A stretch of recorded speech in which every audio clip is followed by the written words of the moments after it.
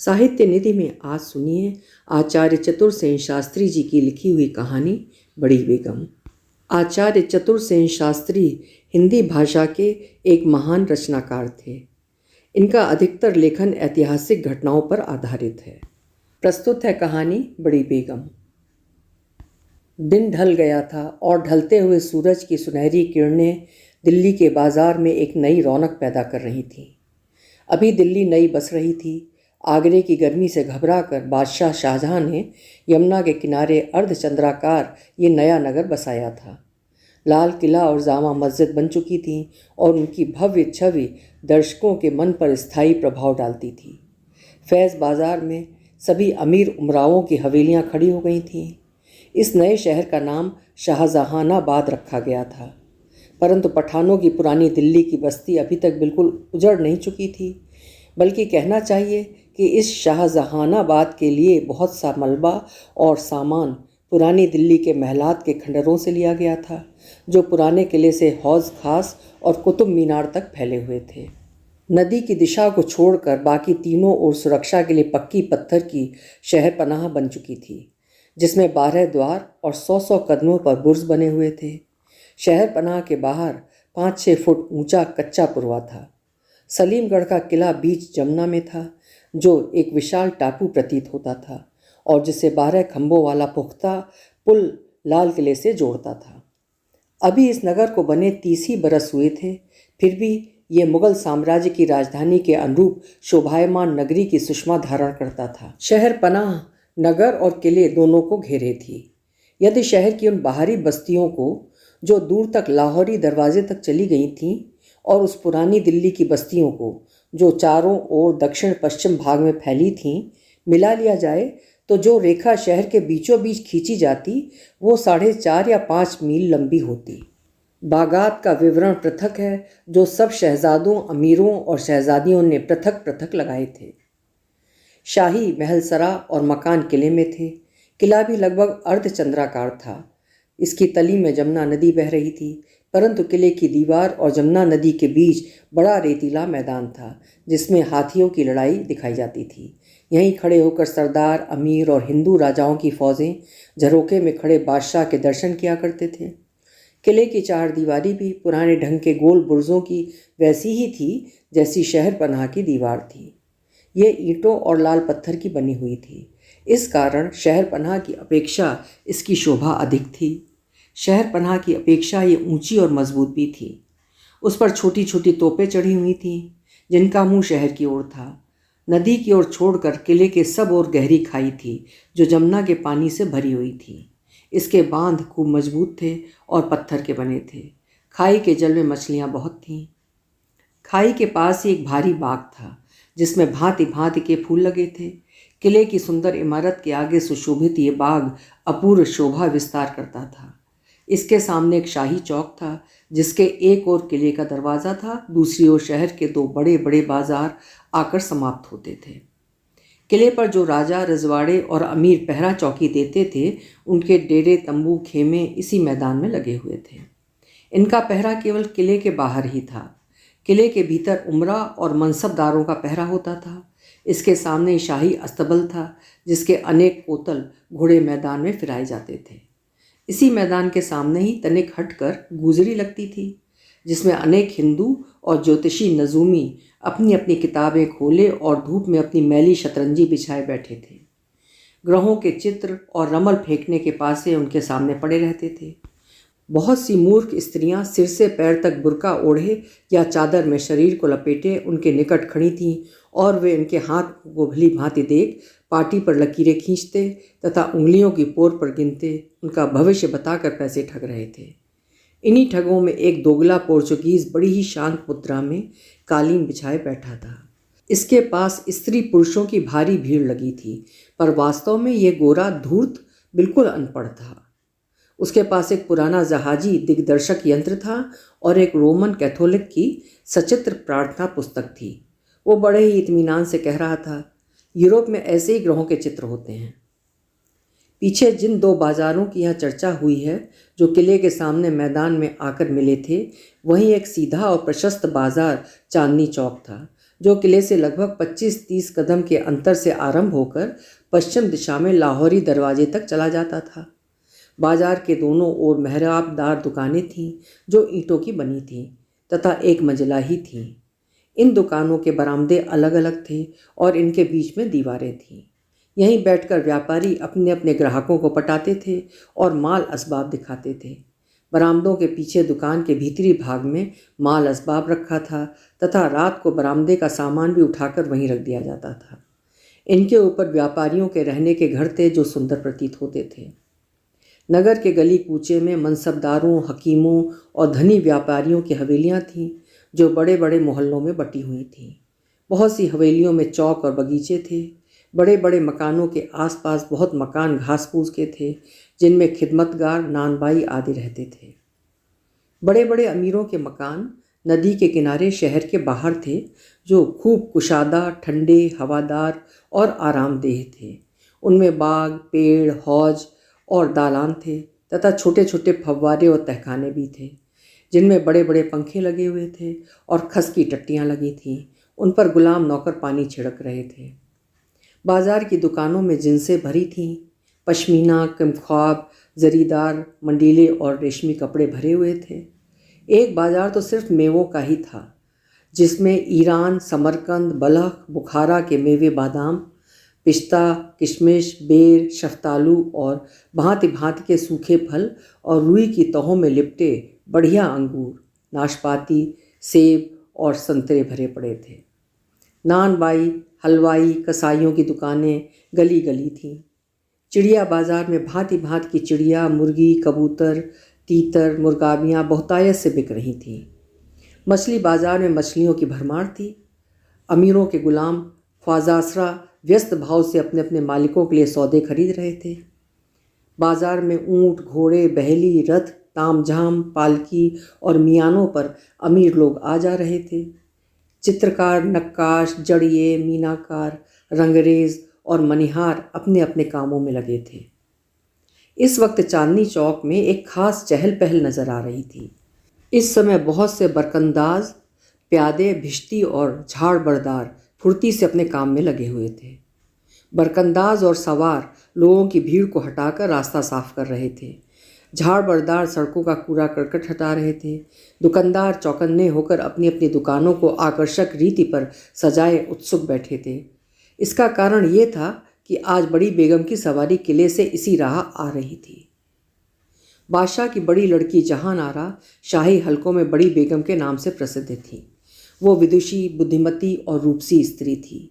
वो बड़े प्रेमी स्वभाव की थी, साथ ही दयालु और उदार थी। बादशाह ने उसके जेब खर्च के लिए 30 लाख रुपए साल नियत किए थे तथा उसके पानदान के खर्चे के लिए सूरत का इलाका दे रखा था जिसकी आमदनी भी 30 लाख रुपए सालाना थी। इसके सिवा उसके पिता और बड़े भाई अपनी गर्ज के लिए उसे बहुमूल्य प्रेम भेंट देते रहते थे। उसके पास धन रत्न बहुत एकत्रित हो गया था और वो खूब सज धज कर ठाठ से रहती थी। वो अंगूरी शराब की बहुत शौकीन थी जो काबुल, फारस और कश्मीर से मंगाई जाती थी। वो अपनी निगरानी में भी बढ़िया शराब बनवाती जो अंगूरों में गुलाब और मेवड़ात डालकर बनाई जाती थी।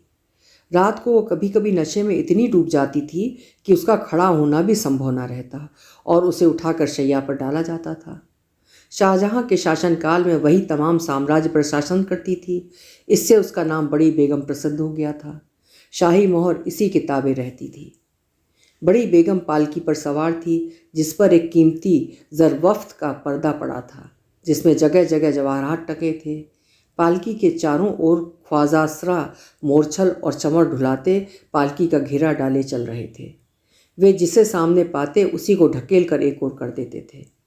बहुत से जार्जियाना गुलाम सुनहरे रुपहले डंडे हाथों में लिए जोर जोर से हटो बच्चो चिल्लाते जा रहे थे।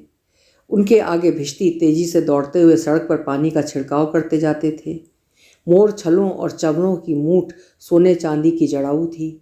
पालकी के साथ सैकड़ों बांदियाँ सुनहरी पात्रों में जलती हुई सुगंध लिए चल रही थीं। सबसे आगे 200 तातारी बांदियाँ नंगी तलवारें हाथ में लिए, तीर कमान कंधे पर कसे, सीना उभारे, साफे बांधे चल रही थीं और सबके पीछे एक मनसबदार घुड़सवार रिसाले के साथ बढ़ रहा था। ये मनसबदार एक अति सुंदर युवक था। उसका रंग अत्यंत गोरा, आँख काली और चमकदार तथा बाल घुंघराले थे। वो बहुमूल्य रत्न जटित पोशाक पहने था और इतराता हुआ सा अपने रिसाले के आगे आगे चल रहा था। उसका घोड़ा भी अत्यंत चंचल और बहुमूल्य था। ये तेजस्वी सुंदर मनसबदार नवाजत खां था, जो शाह बलख का भतीजा और बुखारे का शहजादा मशहूर था और बादशाह शाहजहां का कृपा पात्र मनसबदार था। इस समय बहुत से अमीर उमरा चांदनी चौक की सैर को निकले थे। इन अमीरों के ठाठ भी निराले थे। किन्हीं के साथ 10-20, किन्हीं के साथ इससे भी अधिक नौकर चाकर गुलाम पैदल दौड़ रहे थे। अमीर घोड़े पर सवार ठुमकते धीरे धीरे पान कचरते हुए अकड़ कर चल रहे थे। कुछ चलते चलते ही पेचवान पर अंबरी तंबाकू का कश खींच रहे थे। साथ साथ खवास गंगा जमनी काम की फर्शी हाथों हाथ लिए दौड़ रहे थे। गुलामों में किसी के पास पानदान, किसी के पास उगलदान, किसी के पास इत्रदान। कोई सरदार की चढ़ाऊ तलवार लिए चल रहा था और इस प्रकार अमीर का बोझ हल्का कर रहा था।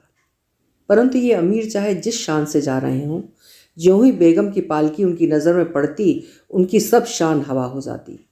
जो जहाँ होता तुरंत घोड़े से उतरकर सड़क के कोने में अपने आदमियों सहित हाथ जोड़कर अदब से खड़ा हो जाता और पालकी की ओर मुँह करके 3 बार कोर्निश करता, जिसकी सूचना तुरंत बेगम को पालकी के भीतर दे दी जाती।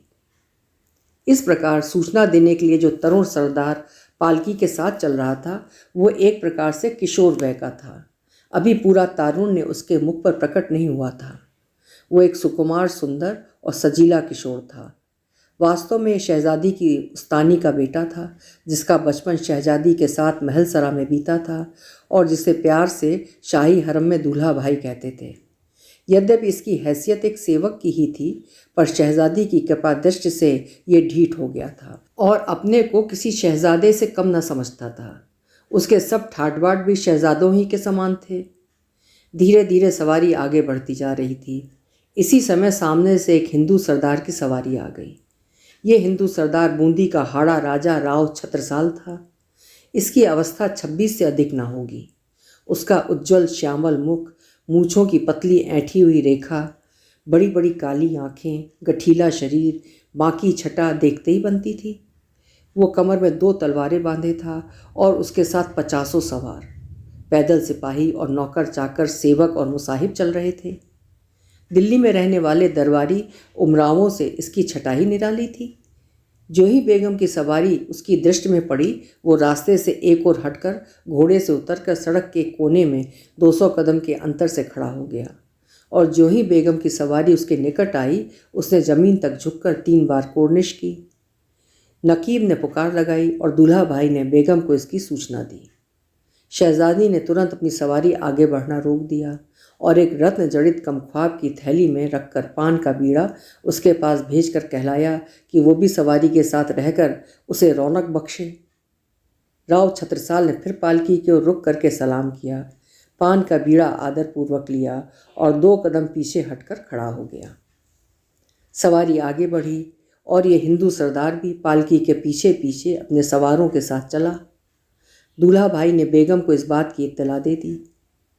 जो मनसबदार पालकी के साथ साथ चल रहा था, उसकी आंखों में इस हिंदू सरदार को देखते खून उतर आया, परंतु इस तरुण राजा ने उसकी तनिक भी परवाह नहीं की।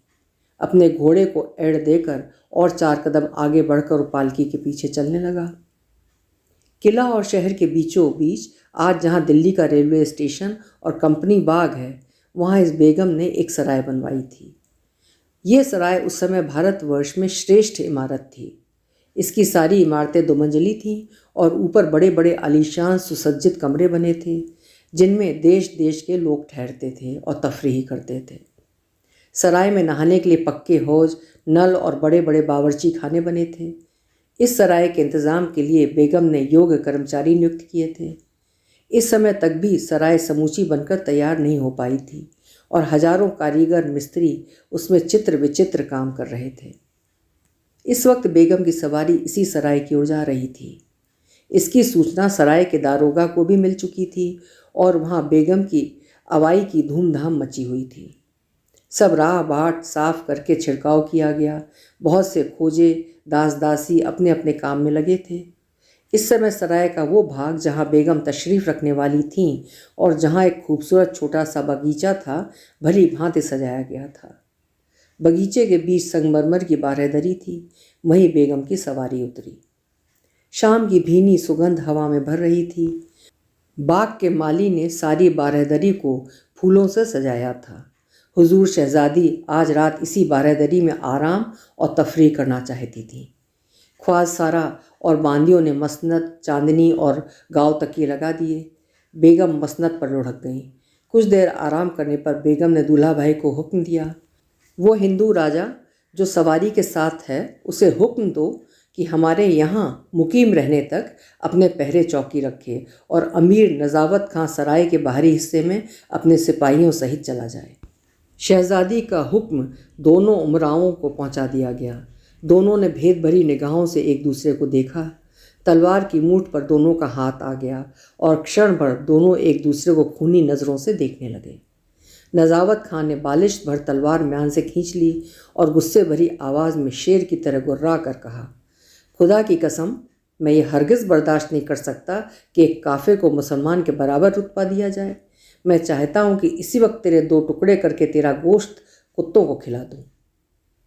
चाहता तो मैं भी यही हूँ कि इसी वक्त तुम्हारा सर भुट्टे सा उड़ा दूँ, मगर बेहतर यही है कि अभी आप जनाब शहज़ादा नज़ावत अली खां बहादुर चुपचाप अपनी नौकरी ठंडे ठंडे बजा लाएं, जैसा कि हुजूर शहज़ादी का हुक्म हुआ है, और सुबह तक भी आपके यही इरादे और दमखम रहे तो फिर हम दोनों को अपने अपने इरादे पूरे करने की बहुत गुंजाइश है। नज़ावत खान ने इसका कोई जवाब नहीं दिया। वो गुस्से से होठ चबाता हुआ चला गया। राव छत्रसाल तनिक हटकर अपने घोड़े पर बैठ गया। चांदनी रात थी और बारादरी के बाहरी चमन में शहजादी अपनी खास लौंडियों के बीच मसनद पर पड़ी अपनी प्रिय अंगूरी शराब पी रही थी। यूँ तो उसके लिए फ़ारस, काश्मीर और काबुल से कीमती शिराजी और इस्तंबुल मंगाई जाती थी, परंतु उसकी अपने शौक़ की प्रिय वस्तु वो थी जो खास उसी की नज़रों के सामने अंगूर में गुलाब और बहुत से मेवे डालकर बनाई जाती थी। ये अति सुगंधित और स्वादिष्ट होती थी और बेगम जब खुश होती इस शराब के जाम पर जाम चढ़ाती थी। आज वो खुश तो न थी, बहुत सी चिंताएं उसके मस्तिष्क को परेशान कर रही थीं। इतनी बड़ी मुग़ल सल्तनत की राजनीति में वो सक्रिय भाग लेती थी, उसी का सरदर्द थोड़ा न था, परंतु इस समय तो उसे अपनी ही चिंता ने आ घेरा था। इसी से मुक्त होने के लिए वो किले के भारी वातावरण को छोड़कर यहाँ चली आई थी। अकबर बादशाह के समय से ये दस्तूर चला आ रहा था कि मुग़ल बादशाहों के ख़ानदान की शहज़ादियाँ शादी नहीं कर पाती थीं। इससे इनके गुप्त प्रेम होते रहते और मुग़ल हरम का वातावरण हमेशा दूषित रहता था। परंतु दारा शहज़ादी का विवाह नज़ावत खां से करने की इच्छा प्रकट कर चुका था। वो शहज़ादी को प्रेम करता था। बहुत दिन से बल्ख बुखारा और मुग़ल ख़ानदान में चक चल रही थी। वो चाहता था कि यदि दोनों ख़ानदानों में रिश्ता हो जाए तो पुरानी शत्रुता भी जाती रहे, परंतु इस शादी में बहुत बाधाएं थीं। प्रथम तो बादशाह ही ये शादी करने को राजी नहीं होते थे। उन्हें उनके साले शाइस्ता खां ने समझा दिया था कि यदि ये शादी कर दी गई तो अवश्य ही नज़ावत खां को शहज़ादों का रुतबा देना पड़ेगा, जबकि इस समय वे चाकर से अधिक दर्जा नहीं रखते हैं। फिर शाह बलख के लड़ने के मंसूबे भी अभी थे और इसके राजनीतिक कारण बने ही हुए थे। दूसरी बड़ी बाधा ये थी कि शहज़ादी हिंदू राजा बूंदी के छत्रसाल को चाहती थी। उन दिनों राजपूतों से मुग़ल ख़ानदान में रिश्ते होते थे। अभी तक अनेक राजाओं की बेटियां मुग़ल हरम में आई थीं, परंतु कोई मुग़ल शहज़ादी किसी राजपूत के घर नहीं गई थी। अब तक किसी राजपूत सरदार का खुल्लम खुल्ला शादी करके रनिवास में एक शहज़ादी को ले जाना बहुत ही कठिन और अव्यवहार्य था। फिर मुग़ल अदब कायदे तो ऐसे थे कि बड़े से बड़े हिंदू राजा को मुग़ल शहज़ादियों के सामने भी उसी तरह झुकना पड़ता था जैसे बादशाह के सामने। ऐसी हालत में इन शादियों से मुग़ल रुआब में भी कमी आने को थी, परंतु प्रीति की कटारी का घाव जब खा लिया जाता है तो फिर इन सब बातों पर विचार नहीं किया जाता। शहज़ादी इस राजपूत के प्रेम में दीवानी थी और ये बात नज़ावत खां और छत्रसाल दोनों ही जानते थे। इसी से वे एक दूसरे को खूनी आंखों से देखते थे। इसी मामले में एक तीसरा शिकूफा भी था, दूल्हा भाई, जो शायद अभी बेगम से उम्र में कुछ ही कम था। परंतु बेगम की मोहब्बत का दम भरता था। वो इतना मूर्ख था कि शहजादी के विनोद और कृपाओं को प्यार की नज़र से देखता था। वो सोचा करता था कि बेगम से शादी कर लेने पर संभव है वही बादशाह बन जाए। कभी कभी वो डींगे भी हाँकता और उसकी हंसी भी बहुत होती थी। एक बार शहजादी ने उसे खानजादा का खिताब दिया और उसकी जिद से उसे इलम और शाही मरातिब रखने का अधिकार भी दिया तथा उसे शाही सिपहसालारों की भांति पदवी देकर सवारों का सरदार बना दिया था। एक दिन वो बेगम के महल को जा रहा था कि सामने से महावत खां सिपहसालार आते मिल गए। जब वे दोनों पास पास से गुजरे तो जुलूस के सैनिकों में झगड़ा हो गया। उधर महावत खां ने उसके झंडे को देखा तो अपना इलम तय कर लिया और बिना झंडे के शाही हुजूर में जा पहुंचा। जब बादशाह को इसकी सूचना मिली तो उसने इसका कारण पूछा। महावत खां ने कहा, हुजूर जहाँ पनाह, हमारा समय तो बीत चुका, अब तो मर्तब इलम उड़ाते हैं। जब बादशाह को सब बातें मालूम हुई तो क्रोध में आकर उन्होंने खानजादा साहब का इलम तुड़वा दिया। खानजादा ने शहजादी के सामने बहुत रोना रोया, पर उसका कोई फल न निकला। फिर भी वो शहजादी का प्रिय पार्षद बना हुआ था और शहजादी उस सुंदर मूरख को अपनी इच्छाओं की पूर्ति का माध्यम बनाए हुए थी। वो शहजादी के खानगी मामलों का दारोगा अफसर था। दैव योगी कहिए कि इस समय शहजादी के ये तीनों चाहने वाले एक ही स्थान पर हाजिर थे। तीनों ही इस समय शहजादी की विशेष कृपा के इच्छुक थे।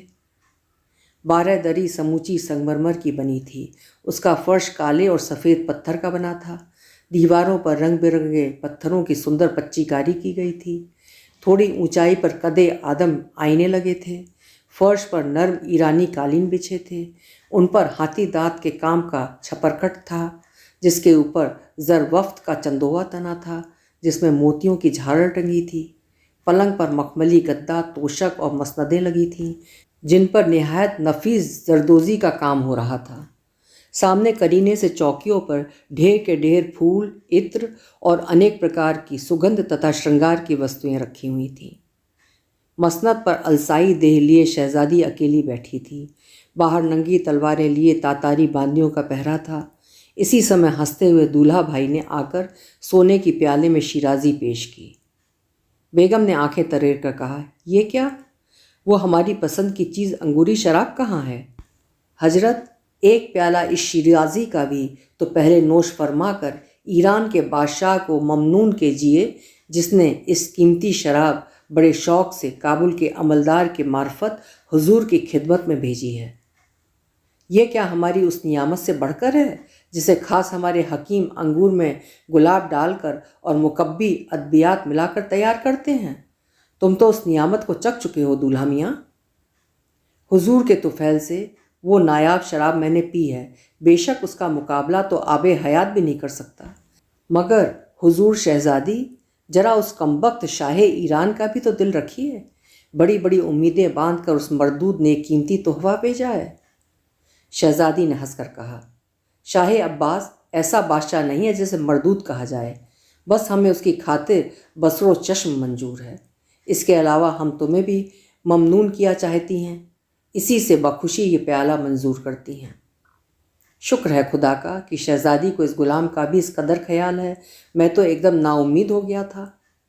किस अम्र में ज़ा बख्शी पाऊँ तो अर्ज़ करूँ कि हुजूर शहजादी की नज़रें इनायत इस कम नसीब पर अब पहले जैसी नहीं है। तो दूल्हा मियाँ, अब तुम बड़े भी हो गए हो, बच्चे नहीं हो, फिर हम तो तुमसे खुश हैं। शहजादी ने प्याला खाली किया और दूल्हा मियाँ ने उसे दोबारा भरकर शहजादी के आगे बढ़ाते हुए कहा, बेअदबी माफ़ हो बेगम, गुलाम बड़ा हो तो ये खुदा की कारस्तानी है, कुछ गुलाम की तकसीर नहीं। और अब तो गुलाम को ये समझ भी आ गई है कि हुजूर जो इस नाचीज़ पर खुश होने की इनायत करती हैं वो बहुत नाकाफ़ी है। जा निसार ज़्यादा की उम्मीद रखता है। शहजादी खिलखिलाकर हंस पड़ी। उसने कहा, तो बेहतर है तुम अपने दिल का इजहार खुलकर करो, हम उस पर गौर करेंगी। तो अर्ज़ करता हूँ हुजूर शहजादी कि उस तुर्क मरदूद नज़ावत खां की आंखें मुझे कतई पसंद नहीं हैं, और ना वो काफिर हिंदू राजा मुझे पसंद है जिसे आज सवारी के वक्त बीड़ा शाही इनायत करके और सवारी के साथ रहने का हक देकर सरफराज किया है। उसने तीसरा प्याला शहजादी की ओर बढ़ाया। शहजादी ने हंसती हुई आंखों से उसकी ओर देखकर कहा, वल्लाह, तो तुम इन दोनों नापसंद आदमियों के साथ किस तरह पेश आना चाहते हो? मैं दोनों से दो दो हाथ करना चाहता हूँ। इश्क के मैदान में एक दो तीन नहीं रह सकते शहजादी। बेहतर, तुम्हारी तजवीज़ हम पसंद करती हैं और इस उम्र में उन दोनों वक्तों को ज़रूरी हुक्म देना चाहती हैं। बस तुम अमीर नज़ावत खां को इसी वक्त हमारे हजूर में भेज दो और ख़ुद बइत्मीनान आराम करो। शहजादी ने मुस्कुराकर दूल्हे मियाँ की ओर देखा। दूल्हा मियाँ, जो शहजादी की विनोद वस्तु था और अपने को शहजादी के प्रेमियों में समझता था, इस बात से खुश नहीं हुआ। उसने धीरे से कहा, क्या हुजूर शहजादी को एक प्याला अंगूरी शराब का पेश करूं, जिसकी कि हुजूर इस हद दर्जे शौकीन हैं? यकीनन वो प्याला दूल्हा मियाँ तुम्हारे हाथ से हम नोश फरमाएंगे। दूल्हा खुश हो गया। उसने प्याला शहजादी को पेश किया और शहजादी ने प्याला हाथ में लेकर इशारे ही से उसे कह दिया कि हुक्म की तामील हो। विवश दूल्हा मियाँ उस आनंददायक सोहबत को छोड़कर उठे और जाकर अमीर नज़ावत खां को बेगम का हुक्म सुना दिया। बेगम ने धीरे धीरे प्याला खाली किया और मसनद पर लुढ़क गईं। इस वक्त वो मौज में थी और अच्छे अच्छे विचार उनके हृदय को आनंदित कर रहे थे। वो सोच रही थी, नंबर 1 रुखसत हुए, अब नंबर 2 की आमद है। इसी समय नज़ावत खां ने आकर शहजादी को कोर्निश की और दोजानू होकर शहजादी के सामने बैठ गया। यद्यपि ये मुग़ल दस्तूर और अदब के विपरीत था, लेकिन प्यार मोहब्बत के मामले में अदब का लिहाज चलता नहीं है। शहजादी ने अमीर को पान देकर कहा, अमीर खुश वक्त, इत्मीनान से बैठिए। नज़ावत खां उसी तरह दोजानू बैठा रहा। उसने पान लेकर शहजादी को सलाम किया और कहा, शहजादी, अब कब तक मैं चलता रहूं? तुम्हें तकलीफ़ क्या है दिलवर? अब वादा पूरा होना चाहिए और शरय की रूह से इस नाचीज़ को शहजादी को प्यार करने का हक मिलना चाहिए। ओह, तुम्हारा मकसद निकाह से है? शहजादी ने एक फूल के गुच्छे से खेलते हुए कहा। बेशक हुजूर, शहजादी और वालिद अहद ने मुझसे वादे किए हैं, लेकिन ये सब तो पुरानी बातें हैं जाने मन। मुग़ल शहजादियों की शादी नहीं होती है। क्यों नहीं होती है? क्या आपने नहीं सुना कि मामू शाइस्ता खां ने जहाँ पनाह को इसकी वजह बताते हुए कहा था कि अगर ऐसा हुआ तो जिस अमीर से शादी की जाएगी उसे शहजादों की बराबरी का रुतबा देना पड़ेगा। लेकिन खुदा के फजल से मैं भी बल्ख का शहजादा हूँ। तो शहजादा साहब, हमें इससे कब इनकार है? हमारी नज़रें इनायत पर आप शाकी ना हो। शाकी नहीं, मगर जो बात हो ही नहीं सकती उसके लिए हम बादशाह सलामत से अर्ज भी कैसे कर सकती हैं? लेकिन शहजादी, आप तो सल्तनत की मालिक हैं। जहाँ पनाह क्या आपकी बात टाल सकते हैं? फिर भी एक मनसबदार से हिंदुस्तान के बादशाह की लड़की की शादी गैर मुमकिन है। तो फिर गुनाह से फ़ायदा? क्या तमाम हिंदुस्तान के बादशाह की शहजादी भी गुनाह कर सकती है? शहजादी, हिंदुस्तान के बादशाह के ऊपर एक दीनो दुनिया का बादशाह है। वो आम लोगों के लिए है। क्या यह भी कभी मुमकिन है कि मुग़ल शहजादी एक अदना मनसबदार की ताउम्र लौंडी बनकर रहे? लेकिन शहजादी, बस खामोश, हम ऐसी बात सुनने के आदी नहीं हैं। बस हम अपनी खुशी से जिस कदर इनायत तुम पर करें उतने ही में आसूदा रहो। मगर मेरी भी कुछ ख्वाहिशात हैं। होंगी, हम फ़िलहाल इस अम्र पर गौर नहीं कर सकती। तुम्हारी इल्तिजा से हमने आज यहाँ बारादरी में मुकाम किया और तुमसे मुलाकात की। हम चाहती हैं कि आइंदा अपने इरादों को काबू में रखो। तो हुजूर, मेरी एक अर्ज़ है। अर्ज़ करो। मुझे भी अमीर मीर जुमला के साथ दक्कन भेज दीजिए, ताकि अपनी आँखों से मैं ये सब न देख सकूं जिसे मैं देखने का आदी नहीं हूँ। तुम्हारा मकसद क्या है? शहजादी, वो काफिर हिंदू राजा जिसमें हुजूर खास दिलचस्पी ले रही हैं, मैं उसे कल कत्ल करूँगा और दक्कन चला जाऊँगा और फिर आपको मुँह न दिखाऊँगा। नज़ावत खां तेज़ी से उठकर चल दिया। बाहर आकर उसने देखा खानज़ादा साहेब सामने हाजिर हैं। खानज़ादा ने आगे बढ़कर कहा, आदाब अर्ज़ है मनसबदार साहब, कहिए, शहजादी से शादी तय हो गई? नज़ावत खान ने घृणा और क्रोध से भरकर कहा, मरदूद, नामाकूल, तेरा सर धड़ से अलहदा करूँगा। बखुशी मनसबदार साहब, मगर शादी का जुलूस देख लेने के बाद वो हंसता हुआ एक ओर चला गया और नज़ावत खां ताव पेच खाता दूसरी ओर। शहजादी कुछ देर फूलों के एक गुलदस्ते को उछालती रही। कुछ देर बाद उसने दस्तक दी। चांदनी खूब चटक रही थी और बेगम अंगूरी शराब के नशे में मस्त थी। उसका शरीर मसनद पर अस्त व्यस्त पड़ा था, आंखें नशे में झूम रही थीं। उसकी प्यारी विश्वासिनी बांदी हुस्न बानू और खास ख्वाजासरा रुस्तम उसकी खिदमत में हाजिर थे। इस समय आधी रात बीत रही थी और ठंडी सुगंधित हवा चल रही थी। उसने एक बार घूर्णित नेत्रों से इधर उधर देखा और रुस्तम की ओर रुक कर कहा, वो हिंदू राजा चौकी पर मुस्तैद है ना? जी हाँ खुदावंद। तो उसे हमारे रूबरू हाजिर करो। अपनी मेहरबानियों से हम उसे सरफराज किया चाहती हैं। रुस्तम सिर झुकाकर चला गया। बेगम ने गर्दन झुकाकर हुस्न बानू की ओर तिरछी नज़र से देखा और कहा, क्या तू उस हिंदू राजा की बाबत कुछ जानती है? सिर्फ इतना कि वो एक दयानतदार और नेक रईस है, बस। खूबसूरत और बांका भी एक ही है। हरामजादी, क्या तेरी तबीयत उस पर मायल है? बेगम ने उत्तेजित होकर हाथ का गुलदस्ता बांदी पर दे मारा। बांदी ने जमीन तक झुककर बेगम को सलाम किया और कहा, एक प्याला शिराजी दूं सरकार? दे। गुलाब और इस्तंबुल भी मिला। बांदी ने स्वादिष्ट शराब का प्याला तैयार कर बेगम के हाथ में दिया। शराब पीकर बेगम ने कहा, तू किसी ऐसे मुसब्बिर को जानती है जिसने इस तेरे बाके हिंदू छैला की तस्वीर बनाई हो? जानती हूँ खुदावंद। तो सुबह गुस्ल के बाद उसे मैं तस्वीर के हाजिर करना। जा भाग। बेगम ने प्याला फिर उस पर फेंका और मसनद पर उठंग गई। इसी समय रुस्तम ने राव छत्रसाल के साथ आकर सलाम किया। छत्रसाल ने आगे बढ़कर बेगम को कोर्निश की। बेगम ने तिरछी नज़र से ख्वाजासरा की ओर देखा। ख्वाजासरा चुपचाप सलाम करके वहाँ से खिसक गया। अब एकदम एकांत पाकर बेगम ने कहा, खुदा का शुक्र है, बैठ जाइए। उसने मसनद की ओर इशारा किया, पर यह तरुण राजपूत एक कदम आगे बढ़कर ठिठक कर खड़ा रह गया। उसने कहा, शहजादी, बेहतर हो मुझे अपनी नौकरी बजाने का हुक्म हो जाए। मेरे प्यारे राजा, ये तुम क्या कह रहे हो? तुम्हारी ऐसी ही बातों से मेरा दिल टुकड़े टुकड़े हो जाता है। शहजादी ने अपनी बड़ी बड़ी आंखें उठाकर राजा की ओर देखा और मीठे स्वर में कहा, आज हम बहुत खुश हैं और उम्मीद है उस चमेली सी चटकती चांदनी का लुत्फ उठाने में राव छत्रसाल दरेग न करेंगे। तरुण राजा अपनी जगह पर ही खड़ा रहा। शहजादी की शराब से लाल आंखें और भी लाल हो गईं, परंतु उसके मन के गुस्से को रोक कर कहा, जाने मन, हमारे पास यहाँ मसनद पर बैठकर हमें सेहत बख्शो। मुझे अफसोस है शहजादी, मैं ऐसा नहीं कर सकता। क्यों नहीं कर सकते दिलवर? ये मेरे दीनों ईमान के खिलाफ है, लेकिन हमारी खुशी है, हम तुम्हें दिल से चाहती हैं। मैं नाचीज़ राजपूत हुजूर शहजादी की इस इनायत का हकदार नहीं है, तो तुम हमारी हुक्म उदूली की ज़रूरत करते हो। हुक्म दीजिए कि मैं चला जाऊं। इस चांदनी रात में, इस फूलों से महकती फ़िज़ा में प्यारे राजा, क्या तुम नहीं जानते कि हम दिल से तुम्हें चाहती हैं, तुमसे दिली मोहब्बत रखती हैं? तुम्हें डर किस बात का है जाने मन? कहो, हम वही करें जिसमें तुम्हें खुशी हो। शहजादी, मुझे चले जाने की इजाज़त दीजिए और फिर कभी ऐसा कलमा जबान पर न लाइए, मैं यही चाहता हूँ। और हमारी मोहब्बत, उस पर शायद मनसबदार नज़ावत खां का हक है। ओह, समझ गई, तुम्हें रश्क हो सकता है दिलवर, लेकिन हम तुम्हें चाहती हैं, सिर्फ तुम्हें।